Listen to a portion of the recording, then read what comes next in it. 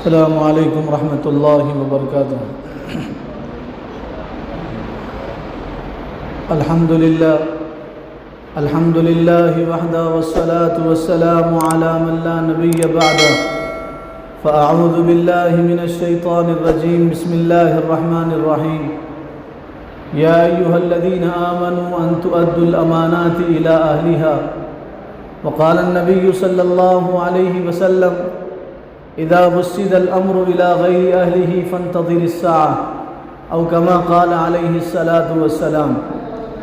اللہ تعالیٰ نے بے انتہا کرم کا، محبت کا، شفقت کا، عنایت کا معاملہ کیا۔ جمعہ کی ان مبارک گھڑیوں میں اپنے پاک بارگاہ میں حاضری کی توفیق عطا فرمائی۔ دعا کیجیے اللہ تعالیٰ ہم سب کے حاضر ہونے کو، جمع ہونے کو، مل بیٹھنے کو، سننے سنانے کو قبول فرما لے، اور دعا کیجیے جمعہ کی ان گھڑیوں کو اللہ ہم سب کے لیے مغفرت کی اور مقبولیت کی گھڑیاں بنا دے۔ اس وقت ہماری ریاست کرناٹک میں الیکشن کا بگل بجایا جا چکا ہے، اور 10 تاریخ کو ووٹنگ کی تاریخ طے کی گئی ہے۔ اس وقت پوری ریاست میں ہنگامے ہیں، شور ہے، جلسے ہیں، جلوس ہے۔ ہر پارٹی والے انتخاب کے اس موقع پہ اپنے آپ کو اچھا ثابت کرنے کی کوشش کر رہے ہیں اور دوسروں کو برا بھلا کہہ رہے ہیں۔ ہر امیدوار اپنے بارے میں خود کہہ رہا ہے کہ میں اچھا ہوں، اور دوسرا برا ہے اور دوسرا خراب ہے، اور ووٹ خریدنے کی، سودے بازی کی کوششیں کی جا رہی ہیں، ہنگامے بپا ہیں۔ اس وقت مسلمانوں کو ہوش کے ناخن لینا چاہیے اور انتہائی عقل مندی اور دانش مندی سے کام کرنا چاہیے۔ اسلام خود کو امیدوار کھڑا کرنے سے منع کرتا ہے۔ اسلام اجازت نہیں دیتا کہ آپ لوگوں سے کہو میرے حق میں ووٹ کرو یا مجھے جتاؤ، یا لوگوں سے کہو کہ میں الیکشن میں ٹھہرا ہوا ہوں، آپ میرے لیے کوئی اچھا فیصلہ کرو۔ اسلام اس کی اجازت نہیں دیتا۔ رسول اللہ صلی اللہ علیہ وسلم نے منع فرمایا کہ تم کسی عہدے کے دعویٰ کرو۔ حضور نے منع کیا کہ تم کسی عہدے کی طلب کرو اور خواہش رکھو کسی عہدے کی۔ رسول اللہ صلی اللہ علیہ وسلم نے منع کیا۔ ایک صحابی حضور کی خدمت میں حاضر ہوئے، انہوں نے کہا اللہ کے نبی، ایک صحابی حضور کی خدمت میں حاضر ہوئے، انہوں نے کہا اللہ کے نبی مجھے کچھ عہدہ عنایت کیجیے، مرحمت کیجیے، کچھ عہدہ مجھے دے دیجیے۔ تو آپ صلی اللہ علیہ وسلم نے ظاہر میں ان سے کہا، قیامت تک کے تمام مسلمانوں سے کہا۔ حضور نے فرمایا دیکھو، جب تم کوئی عہدہ طلب کرو گے اور تمہیں کوئی عہدہ مل جائے گا، طلب کے بعد ملے گا، تو اس میں اللہ کی مدد نہیں ہوگی، اور بغیر طلب کے کوئی عہدہ تمہیں ملے گا تو اس کے ساتھ اللہ کی مدد ہوگی۔ عہدہ طلب کرنے کو اسلام منع کرتا ہے۔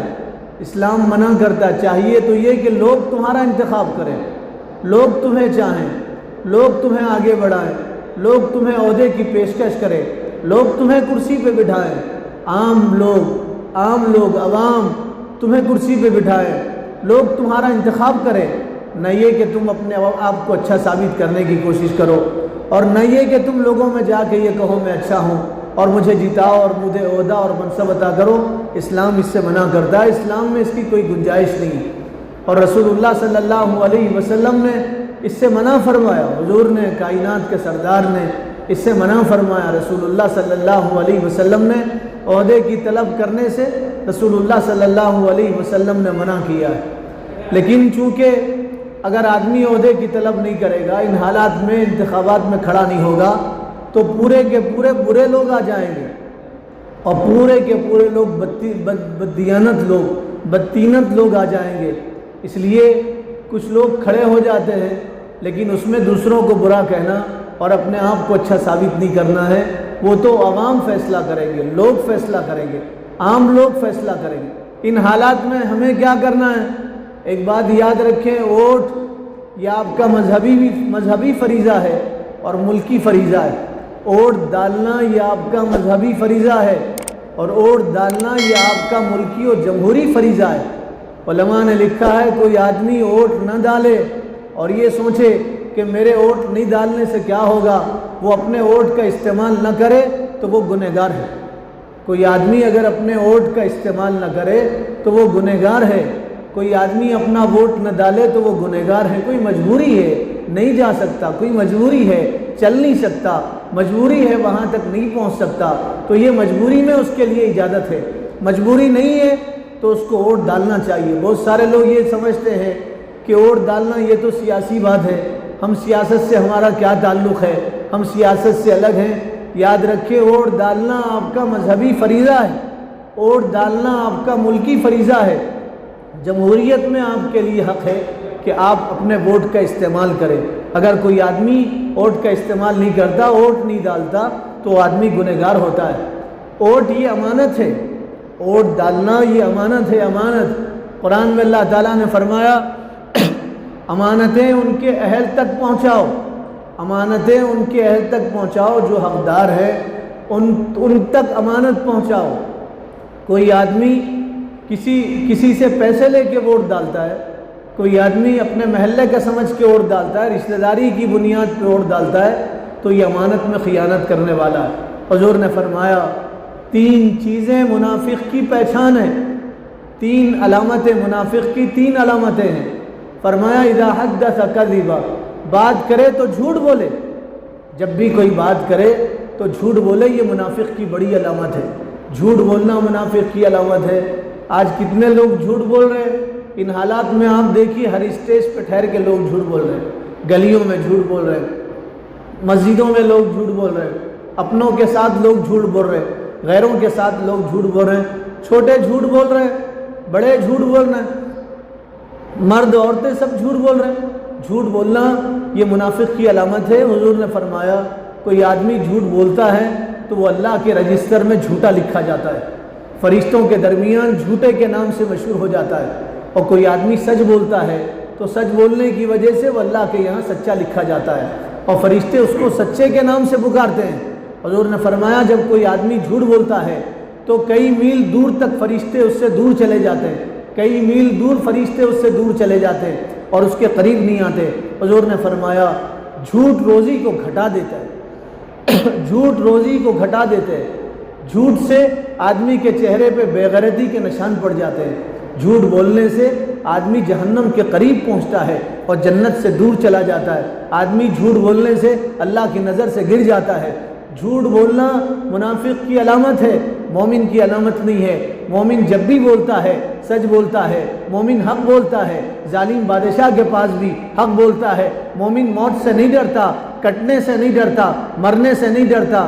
مومن اپنے آپ کو نقصان پہنچانے سے نہیں گھبراتا۔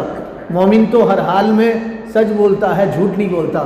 منافق کی پہلی علامت حضور نے فرمایا بات کرے تو جھوٹ بولے، اور دوسری علامت حضور نے فرمایا بات کرے تو گالی گلوچ کرے، جھگڑا کرے تو گالی گلوچ کرے۔ اذا خاصم فجر، بات کرے تو گالی گلوچ کرے، اپنی بات کا آغاز گالی سے کرے۔ گالی دینا بری بات ہے، گالی دینے سے بندہ اللہ کی نظر سے گر جاتا ہے۔ دوسروں کو گالی دینے والا خود اپنے ماں باپ کو گالی دینے والا ہے۔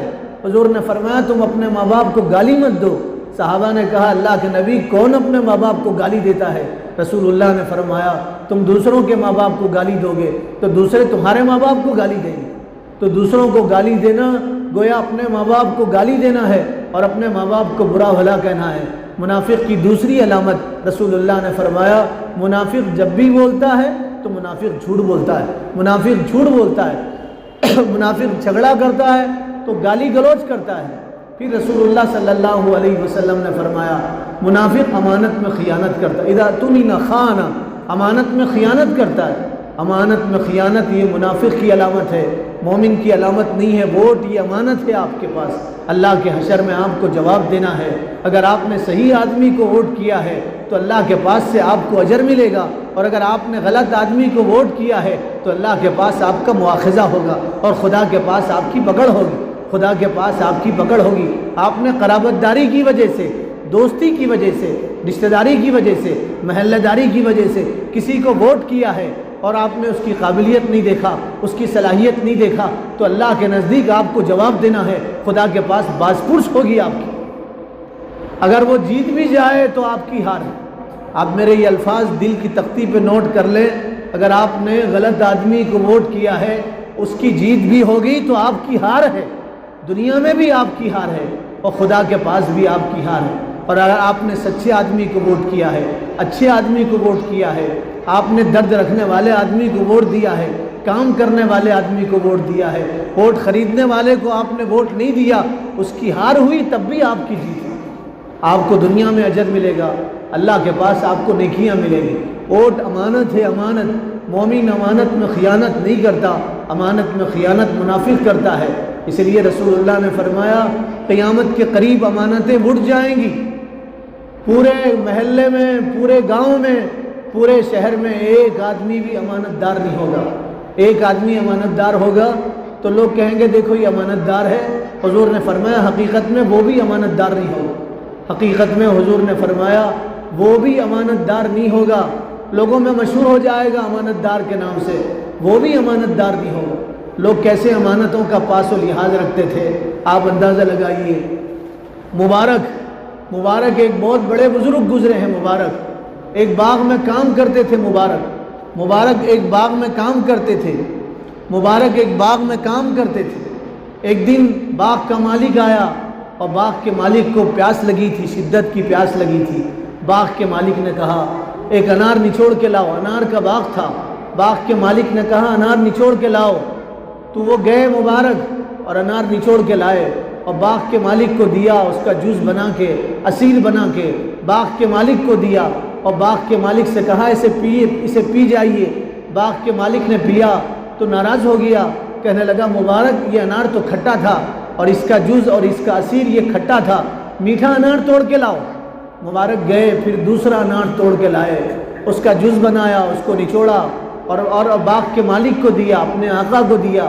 آقا نے پہلا گھونٹ پیا اور پی کے کہا مبارک تم کیسے آدمی ہو، تمہیں تمیز نہیں ہے اور تمہیں فرق نہیں معلوم کس درخت کا انار کھٹا ہے اور کس درخت کا انار میٹھا ہے۔ تم اتنے برسوں سے ہمارے باغ میں کام کرتے ہو اور تمہیں آج تک کوئی تمیز نہیں آئی، جاؤ جا کے میٹھا انار توڑ کے لاؤ۔ مبارک گئے، پھر ایک انار توڑ کے لائے، اس کو نچوڑا، بادشاہ کو دیا، اس کا پانی اور اس کا جوس، اس کا پانی اور اس کا جوس اس نے پیا اور پی کے پھر وہ ناراض ہوا اور کہنے لگا مبارک تم کیسے آدمی ہو، 3 مرتبہ انار توڑ کے لائے، تینوں مرتبہ کھٹا انار توڑ کے لائے، میٹھا انار توڑ کے نہیں لا سکتے تھے۔ تو مبارک کی نظریں نیچے جھکی ہوئی تھی۔ مبارک نے اپنی آنکھوں کو اٹھایا اور اپنے آقا کو دیکھا ادب سے اور محبت سے اور دیکھ کے کہا بادشاہ سلامت آپ نے مجھے باغ کی رکھوالی کے لیے رکھا ہے، باغ میں کام کے لیے رکھا ہے، باغ کا انار چکھنے کے لیے نہیں رکھا۔ میں نے آج تک آپ کے باغ کا انار نہیں کھایا۔ کیا امانت داری تھی۔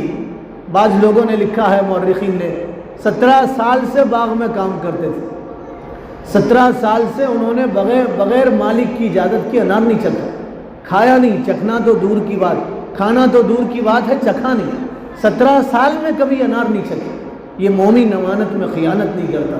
آج ہم امانتوں میں خیانت کرتے ہیں۔ امانت کا کیا معنی ہے؟ امانت کا معنی صرف یہ نہیں ہے کوئی آدمی آپ کے پاس پیسہ رکھے آپ اس میں خیانت نہ کرو، کوئی آدمی آپ کے پاس گھر رکھے آپ اس میں خیانت نہ کرو۔ امانت کا مفہوم بہت وسیع ہے، امانت کا مفہوم بہت وسیع ہے۔ سب سے بڑا مفہوم امانت کا یہ ہے تم خود اللہ کی امانت ہو روئے زمین کی، تم خود اللہ کی امانت ہو آسمان کے نیچے، تم کائنات میں اللہ کی امانت ہو، تم زمین پہ اللہ کی امانت ہو۔ اللہ تعالیٰ نے تمہیں امانت دے کے بھیجا ہے، تم سر کے بالوں سے پیر کے ناخن تک اللہ کی امانت ہو۔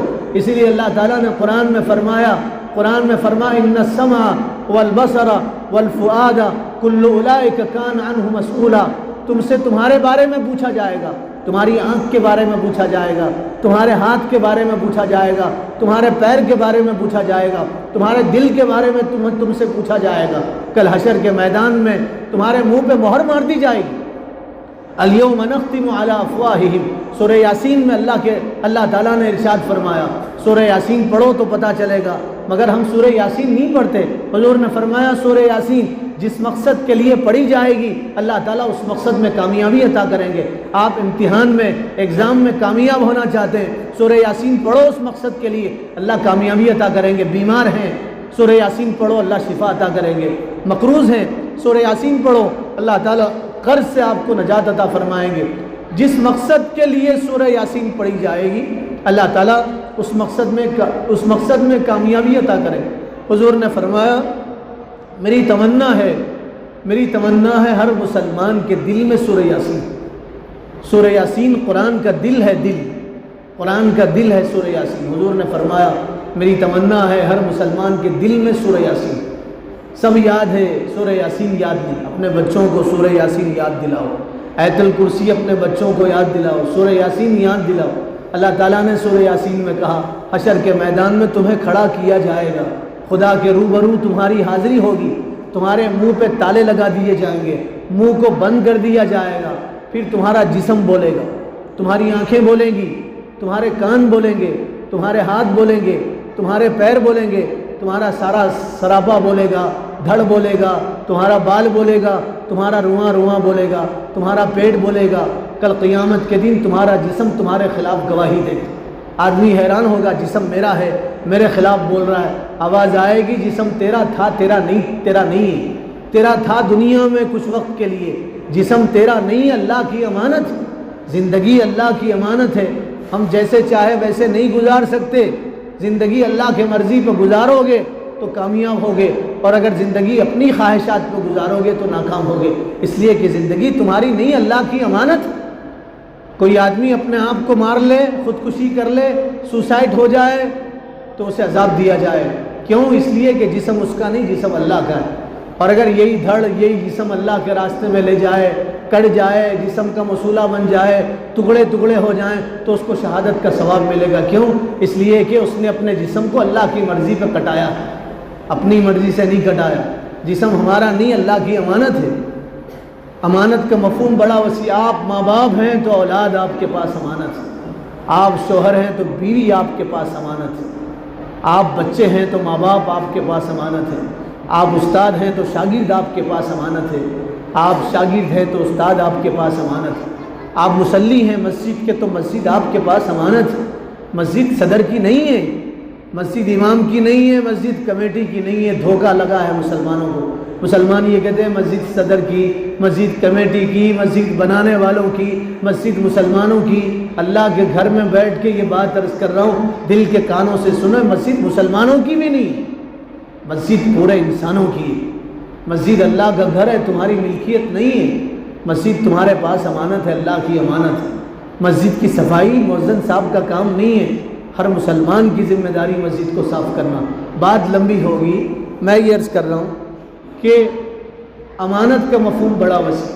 ووٹ آپ کے پاس امانت ہے، صحیح آدمی کو دیں گے، وہ ہارے تو بھی آپ کی جیت ہے، اور اگر وہ جیتا تو بھی آپ کی جیت ہے، اور اگر آپ نے غلط آدمی کو ووٹ کیا تو اس کی جیت میں بھی آپ کی ہار ہے، دنیا میں بھی آپ کو نقصان ہوگا، آخرت میں بھی اللہ کے غضب کا سامنا کرنا پڑے گا، اللہ کے غضب کا سامنا کرنا پڑے گا۔ ووٹ امانت ہے، ووٹ گواہی ہے، ووٹ دینا گواہی ہے۔ حضور نے فرمایا الا انبئکم، ایک حدیث میں ہے الا اخبرکم باکبر الکبائر، میں تمہیں بڑے گناہ کے بارے میں نہ بتاؤں؟ بڑے گناہ کے بارے میں صحابہ نے فرمایا ضرور بتائیے۔ حضور نے فرمایا 3 بڑے گناہ۔ رسول اللہ صلی اللہ علیہ وسلم نے فرمایا 3 بڑے گناہ، بڑے گناہوں میں بھی بڑے گناہ، 3 بڑے گناہ۔ حضور نے فرمایا ان 3 بڑے گناہوں میں، حضور نے فرمایا ان 3 بڑے گناہوں میں پہلا گناہ خدا کے ساتھ کسی کو شریک ٹھہرانا، اللہ کے علاوہ دوسروں کے سامنے ہاتھ پھیلانا، خدا کے علاوہ دوسروں سے مانگنا، خدا کے علاوہ دوسروں کو کرتا دھرتا سمجھنا، یہ بڑا گناہ ہے، سب سے بڑا گناہ ہے۔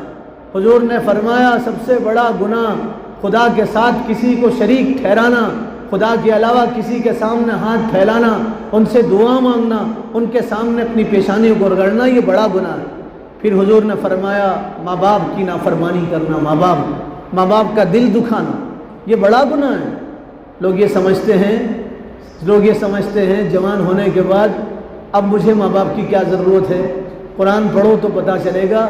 اللہ تعالیٰ نے فرمایا اللہ کے ساتھ کسی کو شریک مت ٹھہراؤ، ماں باپ کی خدمت کرو، ماں باپ کا دل مت دکھاؤ، ماں باپ راضی تو اللہ راضی، ماں باپ ناراض تو اللہ ناراض۔ بڑا گناہ ماں باپ کو ناراض کرنا۔ سینہ چوڑا ہونے کے بعد لوگ اپنے ماں باپ کو بھول جاتے ہیں، کچھ دولت ہاتھ آنے کے بعد باپ کے سامنے اونچی آواز سے بات کرتے ہیں، ماں کو نیچا دکھانے لگتے ہیں۔ یہ چیزیں اللہ کو ناراض کرنے کے لیے کافی ہے۔ ماں باپ ناراض تو اللہ ناراض، ماں باپ راضی تو اللہ راضی، ماں باپ کی خوشی میں اللہ کی خوشی ہے، ماں باپ کی ناراضگی میں اللہ کی ناراضگی ہے۔ اپنی جوانی کے نشے میں اپنے ماں باپ کو کچھ مت کہو، ان کے دل سے بد دعا نکلے گی، دنیا آخرت دونوں برباد ہو جائے گی۔ فرمایا حقوق الوالدین، ماں باپ کی نافرمانی کرنا بڑا گناہ ہے۔ تیسرا رسول اللہ نے فرمایا جھوٹی گواہی دینا۔ جھوٹی گواہی کا کیا مطلب ہے؟ ایک آدمی سچا ہے، اچھا آدمی ہے، امانت دار آدمی ہے، سیکولر آدمی ہے، آپ اسے ووٹ نہیں کر رہے، آپ ایسے آدمی کو ووٹ کر رہے جو بدماش ہے۔ بدماش تو سب ہیں، جتنے الیکشن میں ٹھہرے ہوئے سب بدماش، جتنے الیکشن میں ٹھہرے ہوئے، آپ میری بات نوٹ کر لیجئے، جتنے ٹھہرے ہوئے سب بدماش ہیں۔ اتنا ہے کہ کوئی زیادہ بدماش ہے، کوئی کم بدماش ہے۔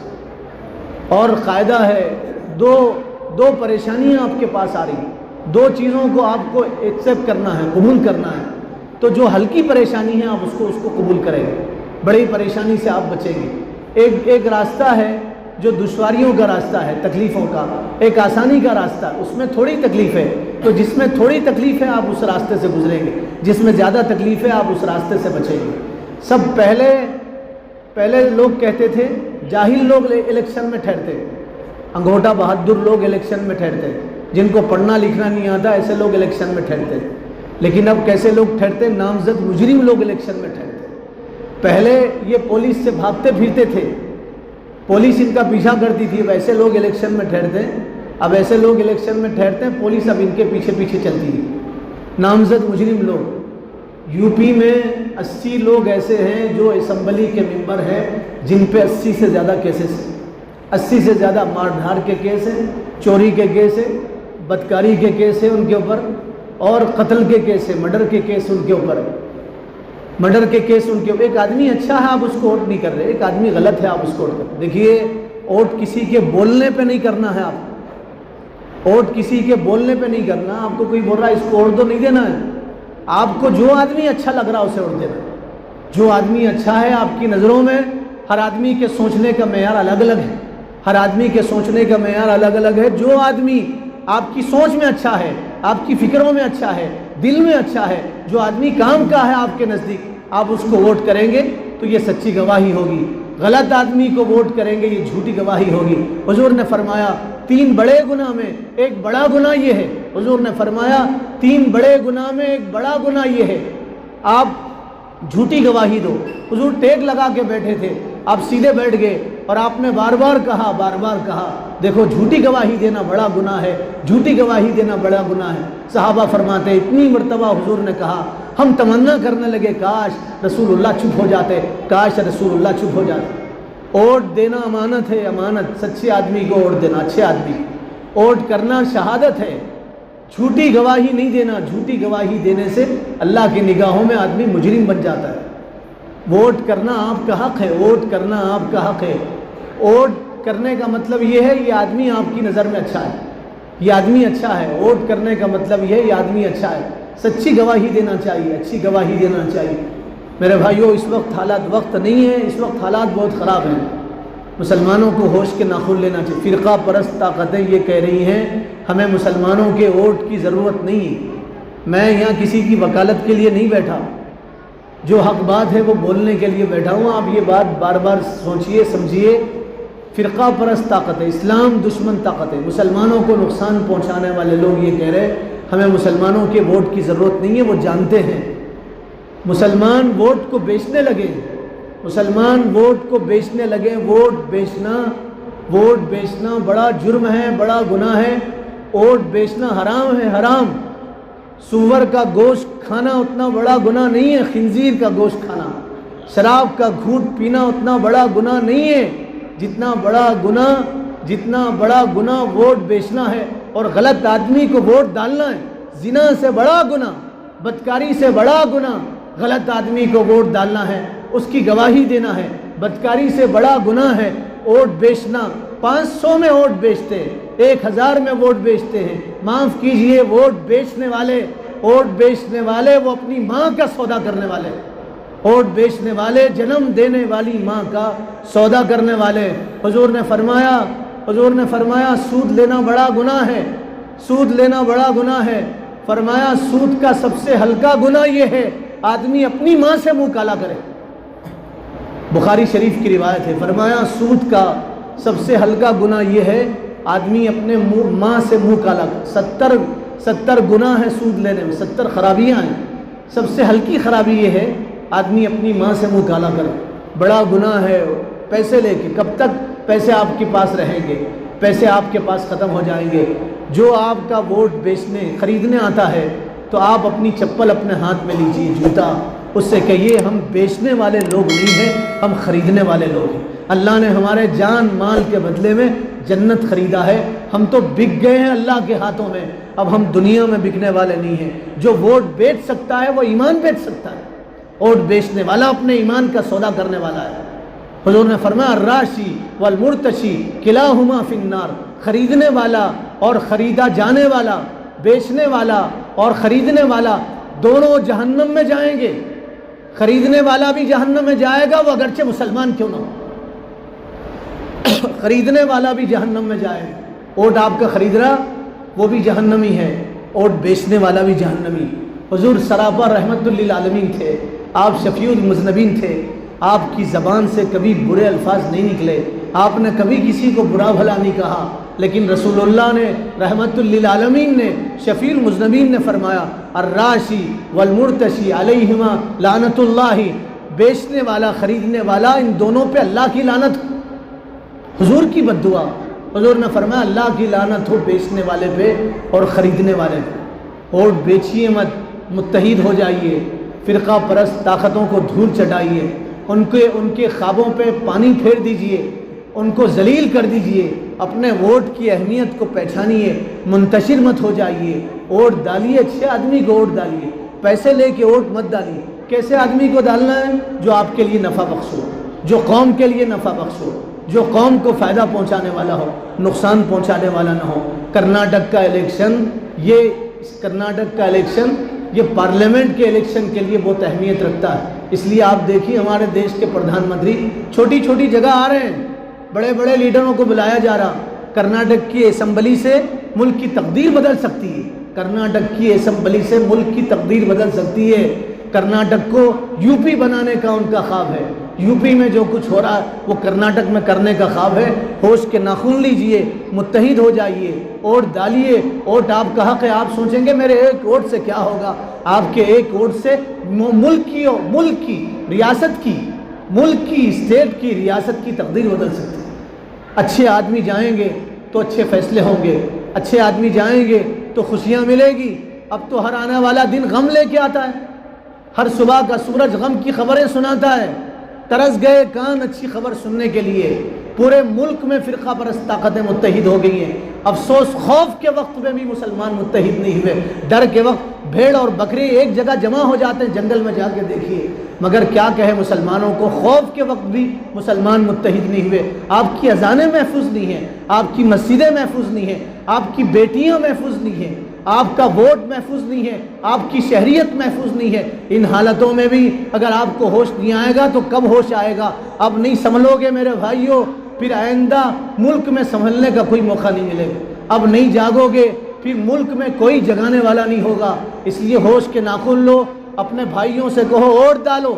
میں تو کہتا ہوں 10 تاریخ کو صبح فجر کی نماز پڑھیے، روزانہ فجر کی نماز پڑھیے۔ 10 تاریخ کو پہلے پہنچیے فجر کی نماز میں، نماز پڑھیے، سورہ یاسین پڑھیے، اللہ سے دعا کیجیے اور یوں کہیے یا اللہ آج ایک امانت کے حق ادا کرنے کا وقت ہے۔ یا اللہ میں آج گواہی دینے جا رہا ہوں، یا اللہ سچے آدمی کو میں گواہی دوں، یا اللہ میں بکاؤ نہیں ہوں، میں تیرا بندہ ہوں، میں رسول اللہ کا امتی ہوں، میں بک نہیں سکتا۔ یا اللہ میں سچے آدمی کو ووٹ ڈالنے جا رہا ہوں، تو میری مدد فرما۔ اللہ کی مدد اپنے ساتھ لیجئے، اپنے گھر والوں کو جگائیے، عورتوں کو بھی بھی ووٹ دلوائیے، عورتوں کا بھی حق ہے ووٹ ڈالنا، 18 سال سے زیادہ کے جو لوگ ہیں عمر کے ان کو ترغیب دلائیے، ووٹ ڈال کے آئیے، لوگوں کو ترغیب دیجیے، پارٹی کی ترغیب مت دیجیے، شخصیت کی ترغیب مت دیجیے، ان سے کہیے ووٹ ڈالو، جس کو ڈالو ڈالو، آپ جاؤ، ووٹ کا فیصد بڑھاؤ۔ ووٹ کا فیصد کم ہونے کی وجہ سے دوسری ریاستوں میں غلط لوگ اقتدار پہ آ چکے ہیں، اسلام دشمن لوگ اقتدار پہ آ چکے ہیں۔ اس لیے میرے بھائیوں بات لمبی ہوگی لیکن وقت کا تقاضا ہے، ہوش کے ناخن لو، اچھے لوگوں کو ووٹ دو، ووٹ آپ کے پاس امانت ہے، اسے بیچو مت اللہ کے لیے۔ ہاتھ جوڑ کے گزارش، مسجد میں عہد کر کے جائیے، ہم خریدنے والوں کے منہ پہ تھوکیں گے انشاءاللہ، خریدنے والوں کے منہ پہ تماچا ماریں گے، ان کے لیے اپنا جوتا اٹھائیں گے، ان سے کہیں گے ہمارے کپڑے ظاہر میں سستے ہیں لیکن ہمارا جوتا مہنگا ہے، جس پہ پڑتا ہے وہ گنجا ہو جاتا ہے، جس پہ پڑتا ہے اس کی نسلوں کو درد ہوتا ہے۔ ہم بیچنے خریدنے والے لوگ نہیں ہیں، ہم تو اللہ کے لیے جینے اور مرنے والے لوگ ہیں۔ ووٹ ڈالیے، کس کو ڈالیے؟ جو اچھا آدمی ہے۔ پہلے کیسے لوگ اقتدار میں آتے تھے؟ آپ حضور کے زمانے کی تاریخ مت پڑھی، خلفائے راشدین کو مت دیکھیے، ان کا زمانہ تو زمانہ تھا۔